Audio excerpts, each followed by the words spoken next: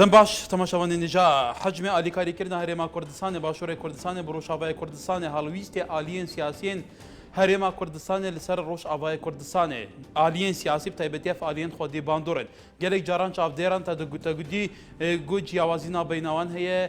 ده هالویست دواندا ده سر روش آبای کردستان اف اتفاقا لدهوی که نابین آلیین روشابات که مرکرین گلو هیا چنده رول هرما کردستان و آلیین سیاسیین هرما کردستان هبو اف رولت پخمت نزیکرنا آراستین جدا جدایان روشابا بو آن پخمت آنده بو آلیک زخت بکش بو کو اجندای خواو کسی اجندای وانجی بجیدی که هر کس لگور حجم خال روشابا بو و اتفاقی هولدان آیا سر آسی گشتی شانده روشابای کردستان سردان همو احزابان لهرما کردستان کرد لسر آستی سرکرداتیا وان احزابان پیشازیلاته کردن گلو دنوا جوینی ناندا چه هاتما شاندن هالویس سرکردن احزاب کردان لباشور کردستان لدور روشا کوبان روشابای کردستان چاوا بو اف بریارا پارلمانی دای بو ناسکرنا کانتون روشابا داماندام دام شاندنا هزا پیشمرگه او گلک پرسندن جی تایبت در روشابا کردام تایبتی لباشور او روشابای کردستان چارچوبه ویرو مالا تایبت دیگر هر دو میوان ما فتح الله حسینی اندام سرکرداتیا پارتیا چپ یا کردی لسوریا هروها سعید ماموزینی کارگر لقی پارتیا دموکراتا کردستان لموصل کل استودگین ما لباجار هولیری دیگر مایه خیرات نامه ون خودکین كاك فتح الله لتدس بيدكين قالوت برانيا في هفديتنين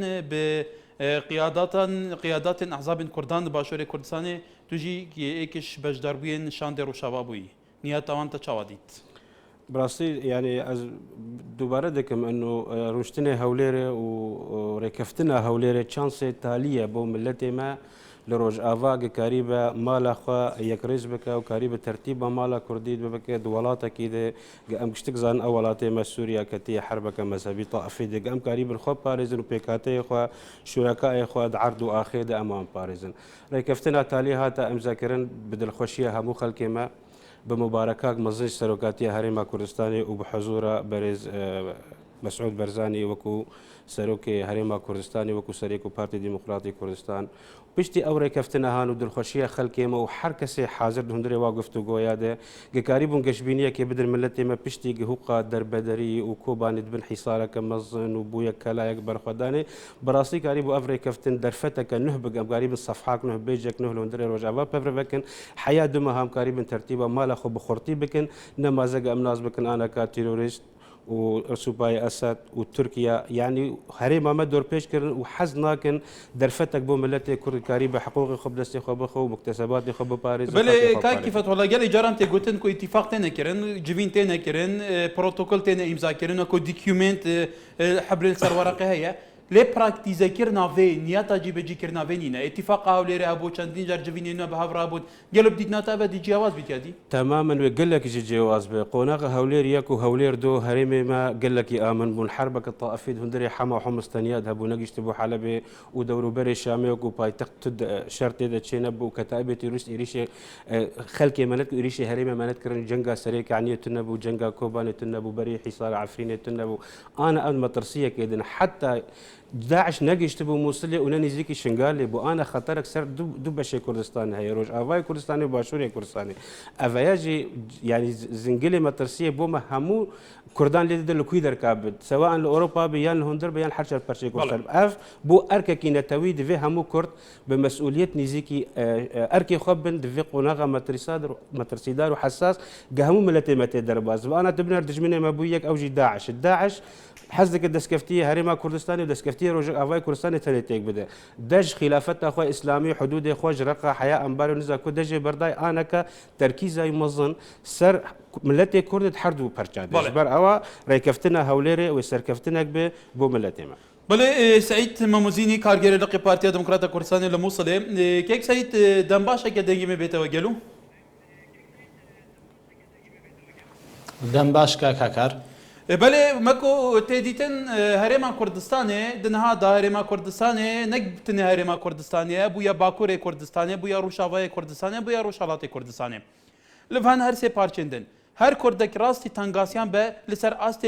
کسایتیم به لسر آست خلقی به همی برای خود کنه هرما کردستانی ناج دا هرما کردستانی بویا نابنده بله هف کم کردن آلیین سیاسی دا گلوب دید ناته هرما کردستانی رولوی نتوی مادم خو گرتن وان همو آراستین جدا ل هرما کردستانی وبتنی دورا رزگار کردی چاویه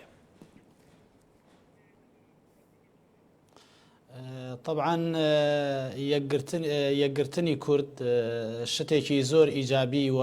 باش لە قەڵەم دەدەین و ئەوڕۆ هەرێمی کوردستان بەڕاستی بوویتە مەرجعێک بۆ کوردانی هەر چار بەشی کوردستان کە ڕووی تێدەکەن و لەوێ پلانی نەتەوەییدا دەڕێژن بۆ ئەوەی زیاتر خەباتی نەتەوایەتی بکەن و ئەمڕۆ لە هەموو ڕۆژێک زیاتر گرنگە چونکە تیرۆریستانی داعش کوردیان کردوتە ئامانج لە کورد دەدەن لە باشووری کوردستان لە ڕۆژئاوای کوردستان کاتێ خەتەر لەسەر کورد هەیە زۆر شتێکی ئیجابیە کە کورد یەک بگریت بۆ ئەوەی ئەو خەتەرە نەتەوەییە لەسەر خۆی لا ببات و سەرکەوتن لە هەر پارچەیەکی کوردستان کاریگەری لەسەر پارچەکانی دیکەی کوردستان دەبی بێگومان ئەوە هەموو کەس دەزانیت بۆیە سەرۆکی هەرێمی کوردستان وەکو سەرۆکێکی نەتەوەیی ئەحزابەکانی ڕۆژئاوای کوردستانی جاری یەکەم لە هەولێر کردەوە و ئەمڕۆ لە دهۆک کۆیانی کردەوە و پرۆتۆکۆلێکیان واژۆ کرد هیوادارین ئەو پرۆتۆکۆلا بکەوتە واری جێبەجێکردن بێگومان کاریگەری باشی دەبیت لەسەر سەرکەوتنی کورد و شکستی تیرۆریستانی داعش هەم لە باشووری کوردستان هەم لە ڕۆژئاوای کوردستان. بەڵێ کاک سایت لە ئێسادا کەواتە هەموو کەسێک هەموو کوردێک هەموو تاکێکی کورد بەرپرسەکانەوە چاودێرەکانە هاوڵاتیانی یاساییەوە هەر کەسێک هەست بە مەترسیەکانی داعشەکە لەسەر ڕۆژئاوای باشووری کوردستان بەڵام ئەم هەستکردنە پراکتیزەکراوە لەسەرەوە کە فعلەن کورد خاوەنگوتارێکی یەکگرتو بێ ئیدارەکردنێکی یەکگرتووی مەیدانی و سیاسی و دیبلۆماسی بێ لە پێناوەوە کە مەترسیانە زۆر جددیتر نەبن بۆی دەستکەوتەکان بخەنە مەترسیەوە. من دەبینم کورد بەرەو گوتاری یەکگرتو دەڕوات ئەگەر 100% گوتاری یەکگرتو نەبیت بەرەو گوتاری یەکگرتو دەڕوات ئەوە خۆی لە خۆیدا هەنگاوێکی زۆر ئیجابیە لە دێر زەمانەوە باو باپیری ئێمە باسییان دەکرد دەیانگۆ چونکە کورد یەک نەبوونە بۆیە سەرکەوتنیان بەدەست نەهێناوە دیارە ئەمڕۆکە کورد گەیشتۆتە ئەو ئامانجەی کە دەبی یەک بگریت و ئەو یەکگرتنە بەبێ گومان سەرکەوتن بۆ کورد بەدەست دێت دەبینین خۆڕاگریەکی زۆر گەورە و قارەمانانە لە کۆبانێک کرا و هێزی پێشمەرگەی کوردستان دوێنێ شەوتوانی معجزەیەکی گەورە بخۆڵقێنێت و زومار لە دەستی تیرۆریستانی داعش ڕزگار بکات و سەرکەوتنێکی گەورەی دیکە تۆمار بکات و ئەو سەرکەوتنانە هەموو کاریگەری لە یەکتر دەکەن یعنی سەرکەوتنی کۆبانێ تەئسیر لە باشووری کوردستان دەکات سەرکەوتنی باشووری کوردستان کاریگەری لەسەر ڕۆژئاوای کوردستانیش دەبیت و ئەوە لە ڕاستیدا شتێکی زۆر باشەوە کورد دەبیت بە خۆشحالیەوە پێشوازی لەو یەکگرتنانە بکات. بەڵێ کێک فەتحوڵا پرسە یەکگرتنا کوردان یەک گوتاریە کوردان دەگومان پێشترژی gelek serkerdên Kurdan digotin heta Salih Muslimê kişan bû beriya çandekê dêk ji saziyên ragihanê dibêje gereke Kurdan hêzeke xwe ya girtî ser erdê hebe hêzeke xwe ya çekdariyê girtî hebe komîteyek hebe lijneyek hebe evay hêzê birêve bibe gelo di niha dabdîneta ta çend eve pêwîstiyeke vê qonaxê ye. تماما اما ريكفتنا ضمن الدهوك اذا خالص سياق انا كوميتك هبش دروس بويا اف كوميتا هبش تشيكسن سرباز هبش درفه يا باكي يا باجي حكوم بكن وقريب نهر گفتگو يلقى يا باكي بكن وكيزا حاضر لسر عرضه كاغلو وچونيتي واليتي ايش كردن دوندل رجاوات برنگا کی سربازي به چلوتي ترباسي نابيه قبول كريا فيك تماما وقبول بكن انا كهيزا يا باكي بوي نابكي مقدس وكيزا بيشمرگا دوندل كل بس بيجنا في زيات لاينك سياسي سرزالا قبول دكن وكو سرهاتي كفتن افري كفتن نقابل گفتگو پروپاگاندا قبل كسكي اف هاتي كفتن دهندري دهو كده قدامه بواريك ترتيبه مالا كردي سواء مرجعي سياسي شباب وسواء درباسبونا وان هندري اداره مشاركه وان فعلي وكو طرفك اساس وسراكي هندري رجعاي كردستان جبران اجتماعي كردي وخالص يم اسر بازي توافقات سرشبون هاتي ام ذاكرن اف دمه ثاني درفت هي انا كاسبه شادكان درن رجعاي كردستان ودس بيدكن اليات ولجان هباش وهمو كاري خسر عرض لكن قريب من خلال الدم هذا شت تشتل دهوكي هات سر هاتي ري كفتن تكف آلي براتيكي دي سر عرض واقع بتطبيق يعني. كواتا توقيت جدانية توقيت زمني جدانية بوجي بيجي توقيت زمني حياة دما هاي أفهموا خالق الهندرة كفتنا الدهوك إذا عدنا مذاكرين بحاضربونا برز مسعود برزاني ومباركتها همو حزب كردستاني جورا جميع المباركات قدمها هيدنا تشتشتيل دهوك هاتي مذاكرين جداب هوليريا كولير دو أو شو واقعك جداب وأنا واقعك خطر سر عرضي هي قدمها هذا الواري براتيكي هم تشبهنا تنفيذ. كلام برسقاد يجيب كان بريارة دفان روجاندا كسن زاني كان جوكو بردف كوزارة بيشمركة دي بيجاوة تشتكي سربازي هم نكاري نشكرها بكي پێشمەرگە دیبچە کوبانێ گەلو چونا پێشمەرگان دوی سەردەمیدا و دوێ ڕێدا کوباتێ دەستیشانکە هونچات نرخين تماما انا كوجود هذا بيشمركه كردستان بنيزيك بونا كوباني مجرد بريار دركتنا افاد دعمك معنوي مظن بو هذه باكي جزيدي ما هكيت برخدم برنجك استثنائي بميرانا يعني بطولات وافسانه ندري كوباني البلاد كان اف مجرد وجود اوان مجرد حضور اوان افاد دعمك معنوي بو خلق ما جونيتيه الي كرنا ايشوان افا عايدي وانا درفتك سربازي بيشمركه وهذا باكي افا اللي دكار باندوري هبل سر جوهرينا توازنا هذه الكوباني تماما ويقول لك يج باندورك مظنها بنا باندورك بتشوك يعني يا كم جاره هيزن كردستاني وقت شلو هي باكي وباكي هيزن سينوري كردستان باشور خرقرن وبزاندن وهاتن بهوارا شنغالي ده انا كاجي بيشمركه درفتك باشوري كردستاني هرم باكوري كردستاني باكوري كردستاني بروج افا افسانيه كخرقك حدود دار يعني او مفهومي ام باندكن دولتها كردي نيزيك اگر مابود دماغت خيالات هدي سرعه واقع مناخك ارضياك جد تربكاراني بله کاک سعید او چلو یک روزه لکوبانه و کوبارستانی شاگردارم لوی لشرقی سخت دی به یعنی نال برابر دایت داعش به همو چکه و دبابه و توپ و به هزاران چکداری خوکج و چکداری که هیچ تکنان است هێرشەکە لە بەرامبەر چەند سەد شەڕوانێک تا ئێستا نەیتوانیوە کوبانێ داگیر بکە بێگومان لە شنگالێ و لە زومار و لە زۆر ناوچەی تر ئەمە ئەگەر سەیری شارعی کوردستانی بکەین ئەمە بۆ خۆی مۆڕالێکە معنەویاتێک داوەتە شارعی کوردستانی کە زیاتر هەستی نەتەوەی لە لای خەڵکی کوردستان بەرز بێتەوە بەڵام تا چەند گرنگە لایەنە سیاسیەکانیش ئەمە بە هەن وەربگرن زیاتر ئیش لەسەر ئەوە بکەن کە فعلەن گوتارێکی هاوبەشینەتەوەی استراتیجێکی هاوبەشینەتەوەی هەبێ بۆی زیاتر تەسیرێکی باشە بێ بۆ ئاراسەکردنی شارە لەسەر هێلی پاراستنی بەرژەوەندی گشتیدا. طبعا هم سەرۆکی هەرێمی کوردستان هەم شارعی کوردستانی هەم هەموو کوردێک ئەو بەرخۆدانە قارەمانانەی کە لە کۆبانێ کرا بەرز دەنرخێنین و بۆیەش پەرلەمانی کوردستان بڕیاریدا هاوکاری کۆبانێ بکرێت بە چەک و بە تەقەمەنی و هەر ئەو بەرخۆدانە بوو بۆ ئەگەر کە ئەمریکاش هاوکاری بۆ کۆبانێ ڕەوانە بکات چونکە لە سیاسەتی ئۆبامادا ئەوە هەیە دەلێت ئەگەر ئێمە بمانەوێت ئەمریکا ئەمن بیت دەبی هەمی دنیا ئەمن بکەین و ئەو هەنگاوەی کە سەرۆکی هەرێم پێی هەڵستا بۆ یەکگرتنەوەی ئەو ئەحزابی ڕۆژئاوای کوردستان بەڕاستیەوە خۆی بایەخدانە بە کۆبانێەوە سەرۆکی کوردستان بە ڕاشکاوانە دەلێت هیچ جیاوازی نییە لە نێوان کۆبانێ و لە نێوان هەولێر و لە نێوان هەر چار بەشی کوردستان هەر کات پێویستیان بە هەرێمی کوردستان هەبیت هەرێمی کوردستان دەرگەی لە بۆ هەموو کوردێک کرایتەوە و نەهر کورد ئەگە تو سیرکەی هەرێمی کوردستان دەرگای بۆ ئینسانیەت بۆ مرۆڤایەتی هەموو کرایتەوە چ لە ناحیەی بازرگانی چ لە ناحیەی عسکەری و چ لە ناحیەی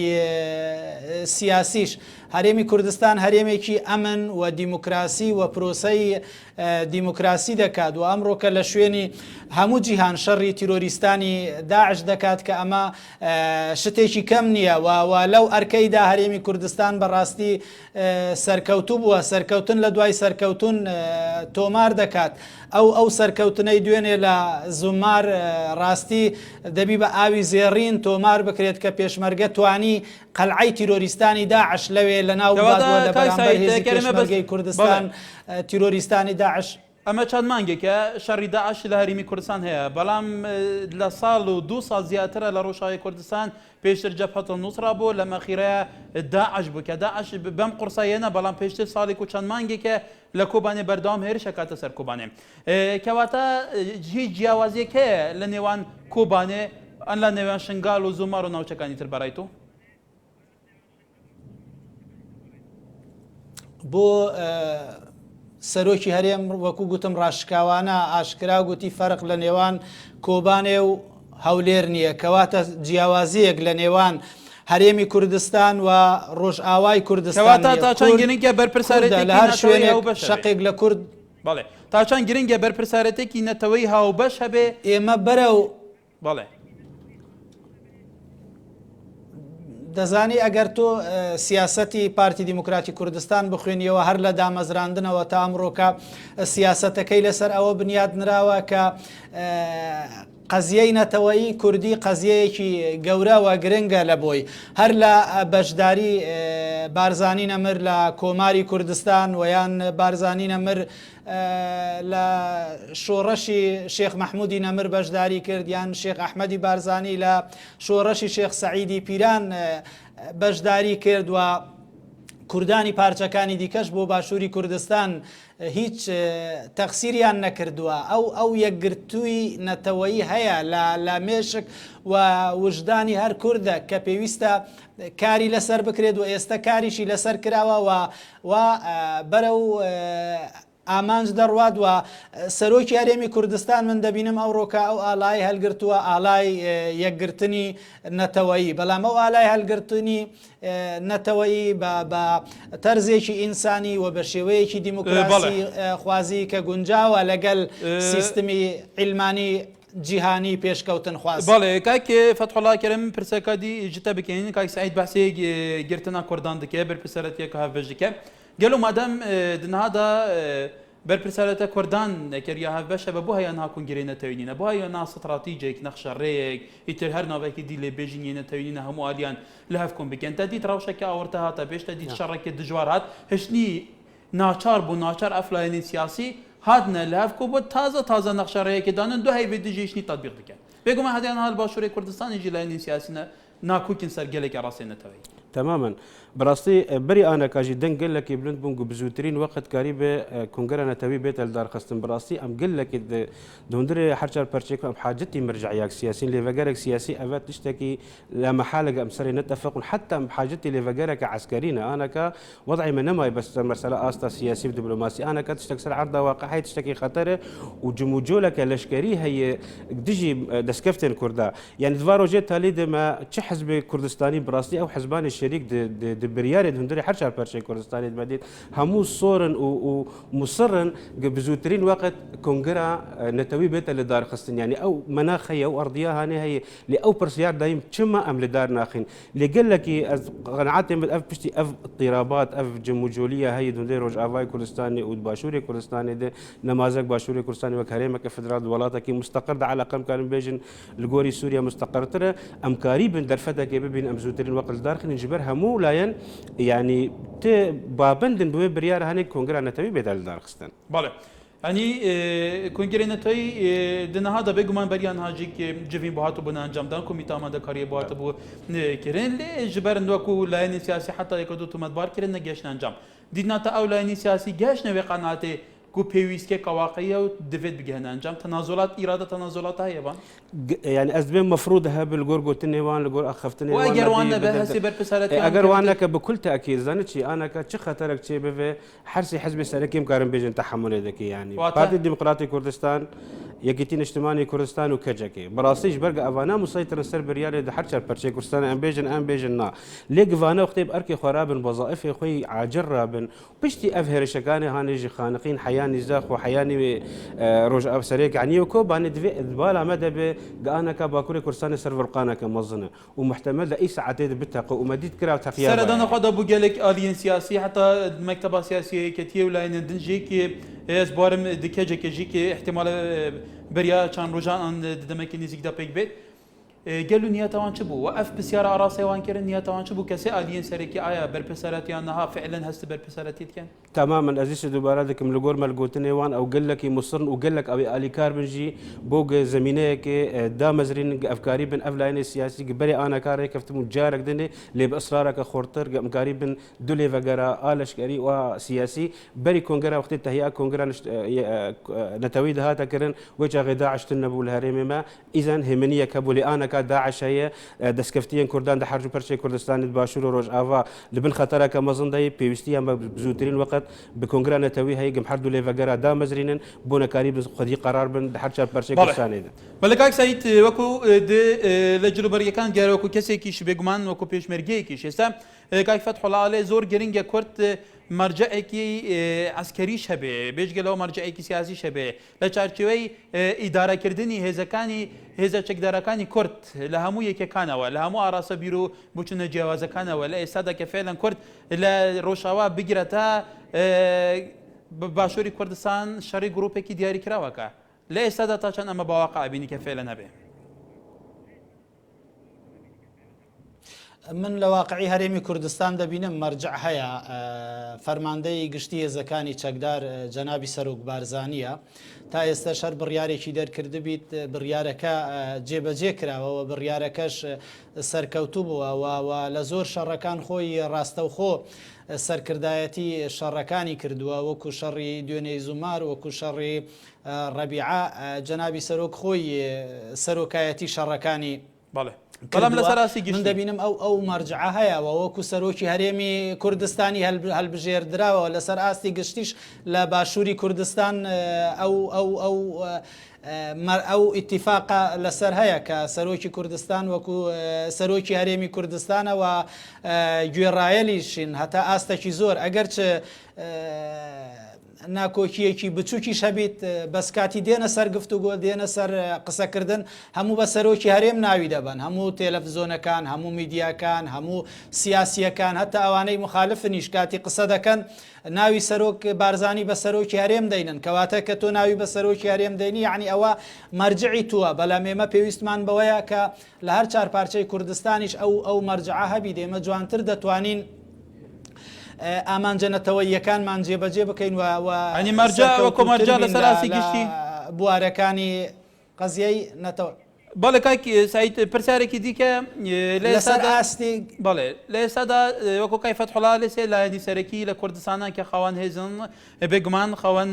بڕیارن کاریگەریان هەیە ئەوەیش پارتی دیموکراتی کوردستان یەکێتی نیشتیمانی کوردستان کۆما جڤاکێن کوردستان کێجێکێ کەواتە مادەم ئەم سێ هێزە خاوەن زۆرترین کاریگەرن تا چەند گرێگە ئەم سێ هێزەش ئاراستەیەکی هاوبەشی ئیشکردن هەبێ لەسەر پرسە نەتەوەی نیشتیمانیەکان. طبعا پێویستە ئێمە بەرەو کۆنگرەی نەتەوەیی بڕۆین ئەگەر تۆ پەیرە و پرۆگرامی پارتی دیموکراتی کوردستانی شت خوێندە بیت هەر لە دامەزراندن تا ئەمڕۆکەش یەک لە خاڵەکانی تەئیدی کۆنگرەی نەتەوەیی دەکات و کۆنگرەی نەتەوەیی شتێکی زۆر باشە و پارتی ئیشیشی لەسەر کردووەوە ئیشیشی لەسەر دەکاتوە من بەڵام بۆ ئەنجامی نەبوو پێشتریشی لەسەر کردووە بۆ ئەنجام بێتە بەستن وەڵڵا خۆی ئەتوو ناتوانی بڵێ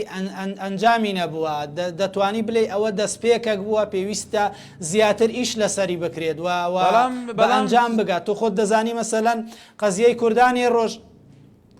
بەڵێ بەڵام ئەوە ئەنجامی نەبووە حتا کۆمیتەی ئامادەکاری کۆنگرە و لایەنە سیاسیەکان بە تایبەتی ئەساسیەکانیش ئەمەیان حتا پارتی بوو نمونە پەکێکە زۆر جارێکتریان تومەتبار کرد لەسەرەوە ئەو ئەمە سەبەبەوە ئەمە سەبەبەوە کەم کۆنگرە نەگاتە ئەنجام. دەزانی خۆی ئەگەر پەیرە و پرۆگرام و بەلاوکراوەکانی پارتی کرێکارانی کوردستانیش بخوێنیەوە تەئید لەسەر کۆنگرەی نەتەوەیی دەکا بەڵام جیاوازیەک لەوانەیە لە نێوان ئێمە و ئەواندا هەبیت ئەوان لە پەیرە و پرۆگرامی خۆیاندایان لە بەلاوکراوەکانی خۆیان بە قائیدی کۆنگرەی نەتەوەیی دەزانن باشە تۆ هێشتا کۆبوونەوە نەکراوە کۆنگرە نەبەستراوە بەر لەوەی کۆنگرە ببەسترێ تۆ ناتوانانی بڵێ ئێمە قیادەی کۆنگرەی نەتەوەیی دەکەین بە دانیشن پێکەوە دەگەنە ئامانج هەروەکو کوردانی ڕۆژئاوا دوای چەندین دانیشتن ئامانجێکیان لەو دانیشتنانە بەدەستینە گوت و بێژ ئەگەر درێژیش بخایەنێت لە دیدی مندا ئەو گوت و بێژە دەگاتە ئامانج و ئەو شتەی کە کورد بە دوایتی ئەوڕۆکە یەکگرتنەوە شەڕی تیرۆریستانی گەورەی نێونەتەوەیی کە داعشن و کوردیان کردوتە ئامانج وەکو لە ناوبردننی کورد و ئەوڕۆکە ئەو خەتەری نەتەوەیی لەسەر کورد هەیە پێویستە کورد یەکگرتنی بەرامبەر خەتەری نەتەوەیی بکات و ڕای عامی عالەمیش لەگەل کووردە لەو بوارەدا. كيف فتح الله اكر تدي هر لاينك سياسي كردان حتى بارتيات الجيفاز بوارم تديت بيرو بروجرام يدركر حبرك جوان احتمال قال جرى كوبي بيسن اقوال قالك فيلسوف وشوراش غير ونظام تشين دي بيه ام دي فيكن دي فيولاتي كاينه بحج دي غوتاريه دروس كاينو برسنتاي بيج بخاينو كونغرينا تايو نظام تشي هر اف حزبنا اداره كرنا روشا كردان دكان ليه او هندنا بينوان دوره قالك جران كيشينان جهيتا استي ليكدان تشك داريجي براستی پێشتە پرسیارە بکرم بەحسە بێ مەسەلە هەنێکرە بە چه حزبك بێ هەموو پەیرەوی ویدە هەموو تشتێ شەفاف و خەونێ ملەتێ کورد هەرچار پەرچادە یعنی تەوحید و تەحریر کوردستان تێدایە بەڵام لەسەر عەردا واقع گەلو ئەمکینە و ئەم چ دەکەن و ئەمە چلۆکاری بن یەکرێزیە مالا کوردی پارێزن خیتابە کوردی مچلۆ پارێزن خاصتر کوردانەکە براستی بوونە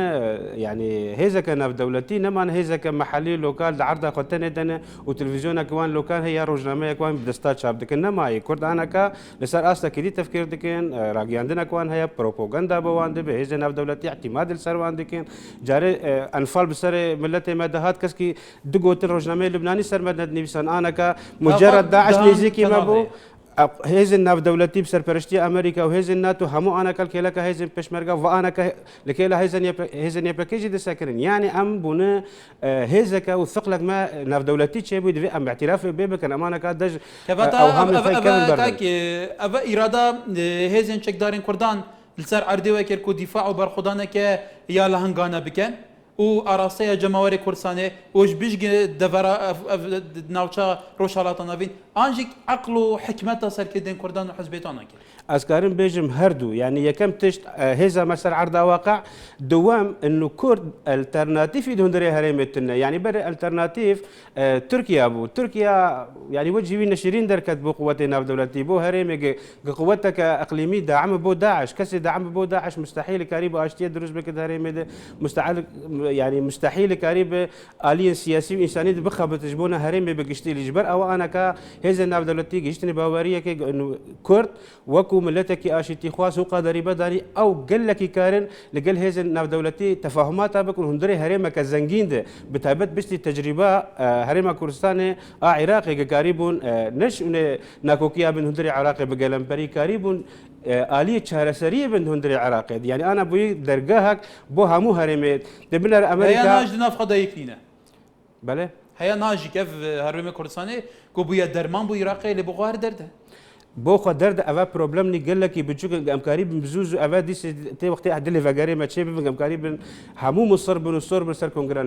ناتەوەی بەڕاستی ئەگەر ئەف کۆنگرە هانێت چێ نەبێ چاوی خەڵکێمە مشتت بێ لەسەر خەونێوی لەسەر مەطالبی لەسەر دۆزیوی نەمازەگە ئەم ناز بکەن یعنی ئەف وڵاتی ئیقلیمی خاصن ئێداکار کرد بۆ پەرچەی کوردستانی تجاری مەصالحی وام لەگەڵ ئێمە نابنە استراتیجی بەر ئەم اعتیمادی لەسەر وڵاتی ئیقلیمی نەکەن بەقەدر ئەم اعتیمادی لەسەر وڵاتی غەربی بکەن و ئەمریکا گەزلهێزەکە و ئەو قیادە عالەمێتەکە ئەمکاری بسەر بکن نمازك بيوندية مدروس بونا أم نما بحاجتي كسكين الرجاي دبلوماسي بوما بك أم كان درجاي بوخا بكن درجاي سياسي بيش ما فكرينا أم عمل استقرار بو هريم من عمل ناكوكيانا ولكن سايتكر بين سرا وبرسا وكاي فتح الله له جاران كرد انفال كاكران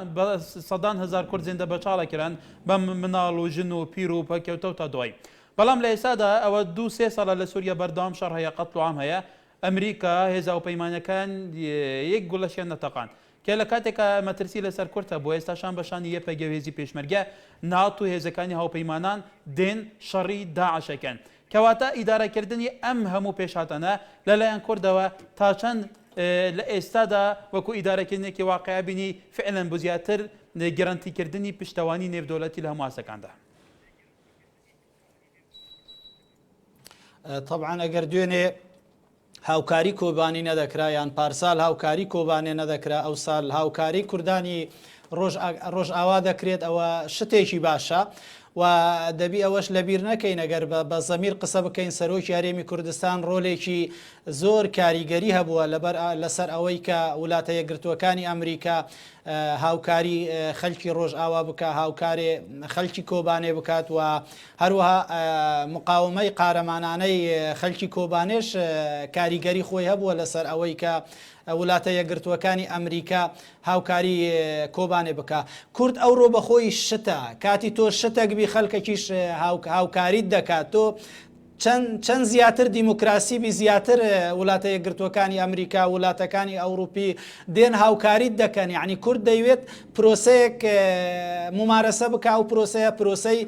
دیموکراتیە پرۆسەیەکە لە هەموو دنیا خەڵک پێی خۆشە و تەئیدی دەکات و هاوکاری دەکات و کورد دەیەوێت لەگەڵ خانەوادەی عالەمی بە ئاشتی و برایانە و دوور لە توندوتیژی بژیت. ئەوڕۆکە توندوتیژیەک بەردەرگەی مالی کوردی گرتووە طبعاً حەقی کووردە بە باشترین شێوە بەرگری بکاوە بە باشترین شێوە دۆست و لایەنگیر بۆ ئەو پرۆسەیە بۆ ئەو مەشروعانەتەوەیەی خۆی کە گونجاوە لەگەڵ دیموکراسی و مافەکانی مرۆڤ پەیدا بکات و ئەوڕۆکە خۆشبەختانە گەورەترین هێزی دنیا کە ئەمریکایە و سەرکەوتوو بووە لە بواری لەشکری و لە بواری دیموکراسیش لە دنیا و لە بواری ئابووریش هاوکاری هەرێمی کوردستان و کوردانی ڕۆژئاوا دەکات ئەوە دەبیت ببتە جێگای خۆشحالی هەموو کوردێک لە هەر شوێنێکی دنیا بەڵام جارێکی دیکەش دەرێم ئەگەر ئێمە بە زەمیر دوور لە حیزبایەتیش سیر بکەین ڕۆلی سەرۆک بارزانی زۆر بەرز و بەنرخ دۆستانمان و ئەوروپا هاوکاری کورد بکەن. وەکو تو باسی ڕۆلی سەرۆک بارزانیت کرد بێگومان تو پێشتریش تعریفێکی کورد لەسەر ڕۆلی شێخ ئەحمەد بارزانی و حەوەسە شێخ عەبدولسەلام بارزانی کە لەلایەن عوسمانیەکانەوە لە سەرچانخالی بوو پرسی کورد لە مووسڵ لە سەیدەرادرا ڕۆلی مەڵا مستەفە وەکو عایلەکەی پێت وایە ئەگەر مەسعود بارزانی لەسەر ئاستی نەتەوەی ڕۆلێکی جددی نەتەوەی نیشتیمانی دوور لە بەرژەوەندی ناوچە دوور لە بەرژەوەندی حەزب نەگێڕێ علامات استیفام ئەچێتە سەر ڕۆلەکەی پێگەیەکەی دەزانی تۆ باسییاندێک شتت کرد ئەگەر من لەسەر باز بکەم هەر خۆی شێخ عەبدولسەلام بارزانی کاتی شۆڕەشەکەی خۆی هەلگیرساند شۆڕەشێکی نەتەوەیی بوو یعنی گەڕیا هەموو کوردەکانی باشووری کوردستانی بینی هەموویانی لە شوێنێک کۆ کردەوە پرۆژەیەکی نەتەوەیی پێشکەش بە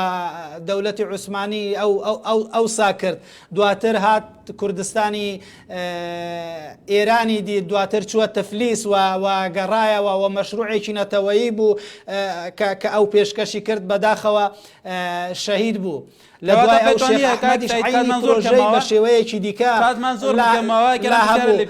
کەواتە پێشانیە ئەگەر بە دوو کەلیمە جا بمەیتەوە پێت وانیە ئەوەی ئێستا مەسعود بارزانی ئەرکە لەسەری کە فێران ڕوولێکی نەتەوەی بە ماڕاستە بگیرێ سەرۆک بارزانی خزمەتی قەزیەی نەتەوەیی بە ئەرکی سەرشانی خۆی دەزانیت و خۆی دەلێت ئەو ڕۆژەی کە من هاتمە ناو خەبات خۆم مرەشەح کرد خزمەتی دۆزی نەتەوایەتی بکەم. بەڵێ کاکێ فەتحوڵا گەلی جاران تەدیت حەزبێکە تشتێک کرد بۆ قەزیەکان نەتەوەیی تەدیت ئەوێ حەزبێک گوتی هەر تشتێک کەزم حەزبێک دەبێژیت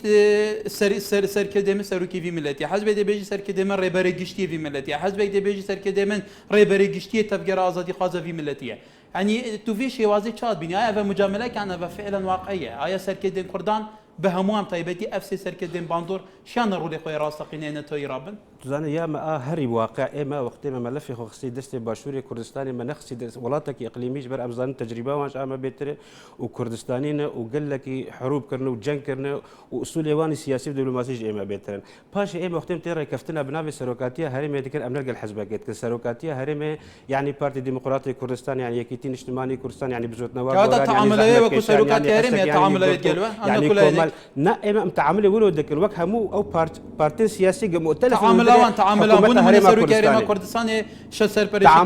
بەڕاستی بەڕێز مەسعود بەرزانی وەکو سەرۆکی هەرێما کوردستانی نەوەکو سەرۆکی پارتی دیموکراتی کوردستان تێ لەگەڵ ئەو ڕێکەفتنانە بناوی سەرۆکاتی هەرێمی یعنی حکوومەتە هەرێمێک هەموو حزبێ سەرکەفتی سەرۆکاتی هەرێمە کوردستانی هەبوو پارچێن دنجی مارجایکە تماما بۆ هەرێمە کوردستانی مەرجعەکە حیانەکەت ئەم سەر تشتێکی رێ نەکەفت وەختێ کۆنگرا نەتەوەی گلدارکەوێ ئەو دو مەرجع سیاسی و عسکەری بۆمە پێویستن. بەڵێ